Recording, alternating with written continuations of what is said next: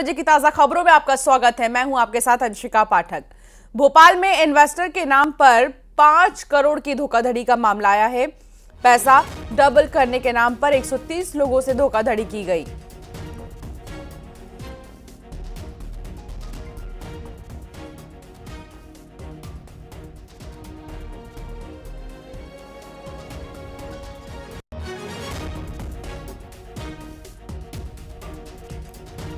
तो 130 लोगों से धोखाधड़ी का यह पूरा मामला। हॉस्पिटल में इलेक्ट्रिक उपकरण रिपेयरिंग का काम करता था। अस्पताल में कर्मचारियों आसपास के लोगों को शिकार बनाया है। पोर्टल में पैसा इन्वेस्टमेंट करने के नाम पर झांसा दिया। 1 लाख रुपए इन्वेस्ट करने पर 6 महीने में पैसा डबल होने का लालच दिया था।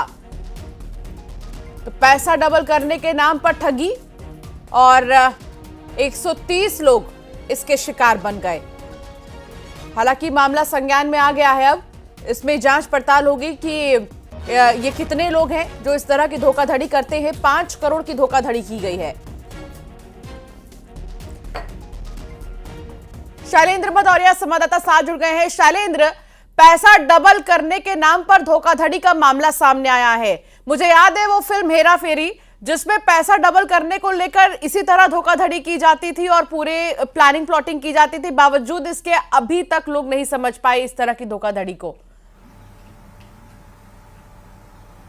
बिल्कुल अंशिका, आपने ठीक कहा कि लगातार पुलिस प्रशासन हो लगातार इस तरह जागरूक करता रहता है कि किसी भी तरह के कोई झांसे में ना आए और पैसे डबल करने पे या फिर किसी तरह के इन्वेस्टमेंट करने के पहले आप पूछ परख कीजिए, उसके बाद इन्वेस्ट कीजिए। लेकिन उसके बावजूद भी बड़ी संख्या में लोग जो है वो अभी भी इस तरह के जालसाजों के झांसे में फंसते नजर आते हैं। देखिए, ये पूरा मामला जो है वो कोलार थाना इलाके क्षेत्र का पूरा मामला है। एक आरोपी है जो निजी अस्पताल में इलेक्ट्रीशियन का काम करता था।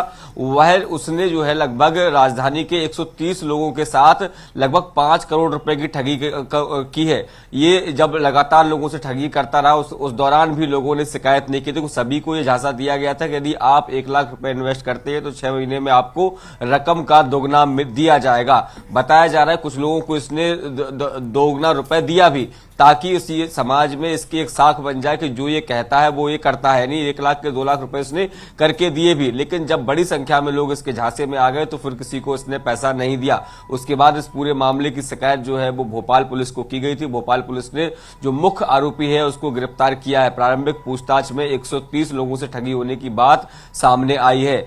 अब पुलिस इससे पूछताछ कर रही है कि इसके क्या और भी साथी हैं, क्या अलग अलग इलाकों में ये इस तरह की ठगी का शिकार लोगों को बनाता था, कि क्या केवल राजधानी है या दूसरे मध्य प्रदेश या देश के अन्य हिस्सों में भी इस तरह का कोई गैंग जो है वो संचालित हो रहा है। क्योंकि कई बार ये देखने में आता है कि गैंग जो है वो पूरे भारत में इस तरह की ठगी का लोगों को शिकार बनाता है और अलग अलग शहरों की जिम्मेदारी अलग अलग जालसाज जो है वो संभालते हैं। तो फिलहाल जो टीम है, पुलिस की टीम, वो लगातार आरोपी से पूछताछ कर रही है ताकि ये पता लगाया जा सके कि आखिर कितने लोगों से ठगी की गई। और इसके साथ ही ये भी पता लगाना बहुत आवश्यक है कि लोगों से जो पैसा लिया था 5 करोड़ के आसपास की वो राशि बताई जा रही है, उसको कहां पर लगाया है, क्या इसने अपने ऐशो आराम के लिए उस पैसे को खर्च किया है या कहां उसका उपयोग किया गया। इस बात का पता लगाने में भी पुलिस जुट गई है। जी बिल्कुल, और बहुत जरूरी है जानना भी, क्योंकि ना जाने अभी तो 130 लोग हैं और ये क्या संख्या बढ़ेगी भी आगे, कितने लोगों को और भी ज्यादा ये चपेट में लेते हैं, अभी इसको देखना बाकी होगा। बहुत शुक्रिया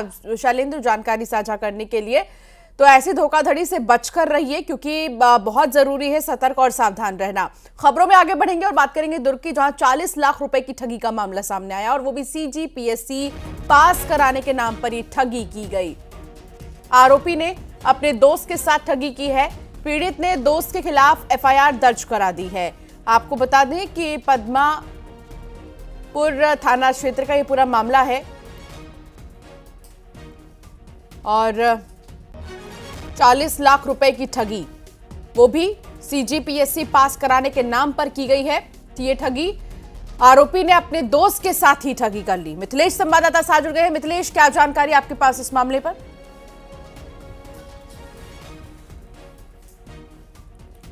मिथिलेश, क्या आप तक मेरी आवाज पहुंच रही है?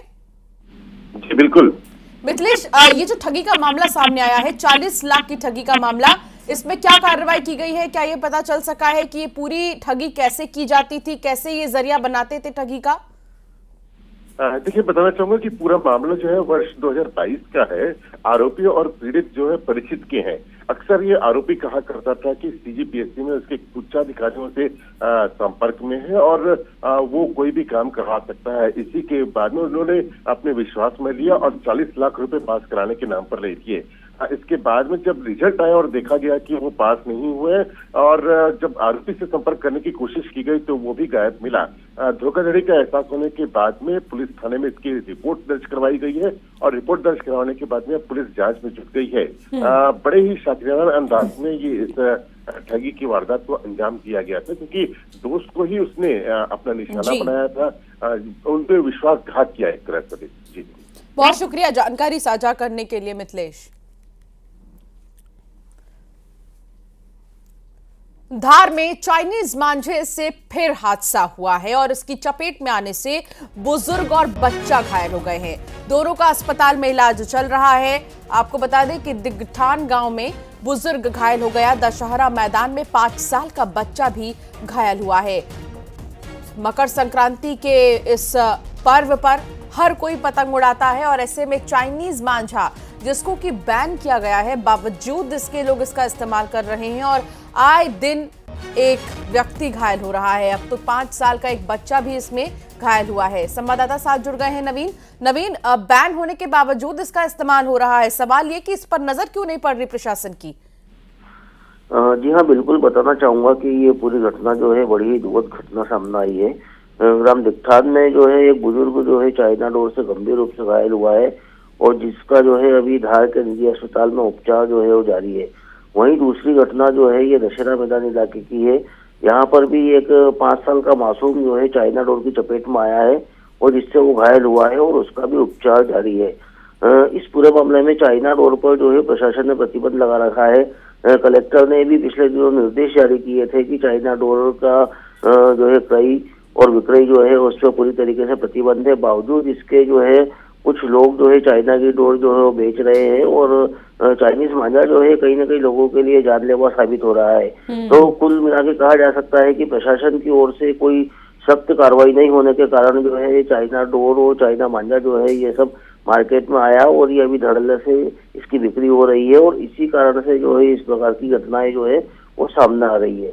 जी, बहुत शुक्रिया जानकारी साझा करने के लिए नवीन।